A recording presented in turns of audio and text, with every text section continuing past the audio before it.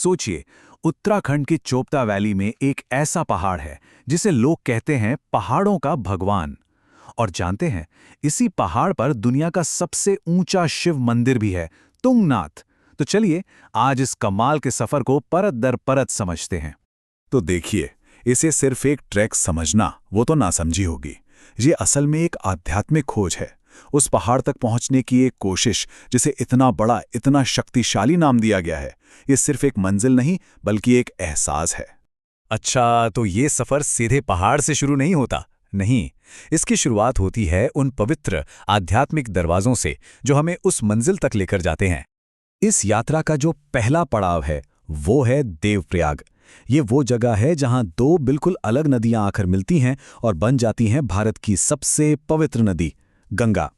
यहीं से हमारे इस सफर को वो पहली आध्यात्मिक ऊर्जा मिलती है। और यहां सबसे दिलचस्प बात क्या है पता है? इन दोनों नदियों का स्वभाव एकदम अलग।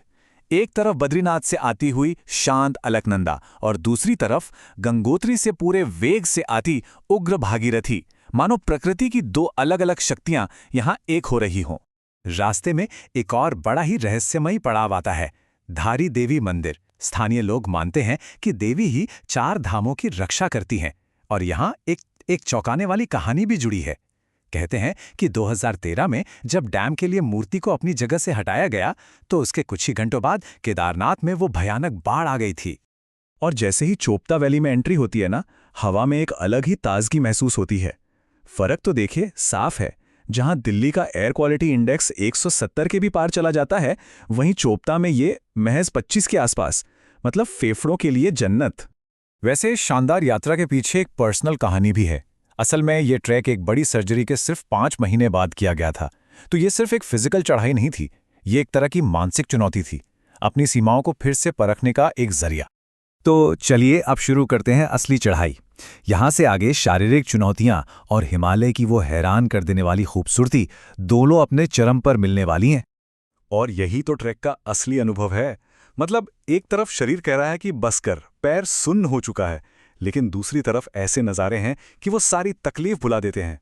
सच में यही तो हिमालय का जादू है। अब सुनने में 4 किलोमीटर शायद बहुत ज्यादा न लगे, है ना? लेकिन ये चढ़ाई बिल्कुल आसान नहीं है। जैसे जैसे ऊपर जाते हैं, रास्ता और भी ज्यादा खड़ा होता जाता है। मतलब हर कदम पर आपकी हिम्मत की परीक्षा होती है। चलिए अब जरा इस फिजिकल चढ़ाई से आगे बढ़ते हैं और उन प्राचीन कहानियों को समझते हैं जो इस पहाड़ को उसका वो गहरा आध्यात्मिक मतलब देती हैं। तो तुंगनाथ की कहानी जुड़ी है सीधे महाभारत से। हुआ यूं कि युद्ध के बाद पांडव अपने पापों की क्षमा के लिए भगवान शिव को खोज रहे थे। शिवजी उनसे मिलना नहीं चाहते थे, तो उन्होंने एक बैल का रूप ले लिया। लेकिन पांडवों ने उन्हें पहचान लिया। तब बैल रूपी शिव के शरीर के अंग 5 अलग अलग जगहों पर प्रकट हुए और यही 5 जगहें आज पंच केदार कहलाती हैं। इन 5 केदारों में से केदारनाथ में कुबड़, मध्य महेश्वर में नाभि और तुंगनाथ में भगवान शिव की भुजाएं और हृदय प्रकट हुए। अब आप समझ सकते हैं कि तुंगनाथ को इतना पवित्र और इतना महत्वपूर्ण क्यों माना जाता है।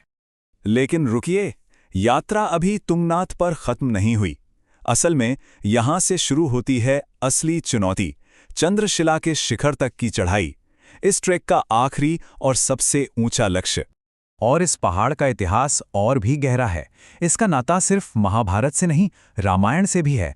ऐसी मान्यता है कि रावण का वध करने के बाद ब्रह्म हत्या के पाप से मुक्ति पाने के लिए भगवान राम ने इसी जगह पर, यहीं चंद्रशिला पर तपस्या की थी। और जब आप उस शिखर पर पहुंचते हैं ना, तो दिमाग सोचना बंद कर देता है।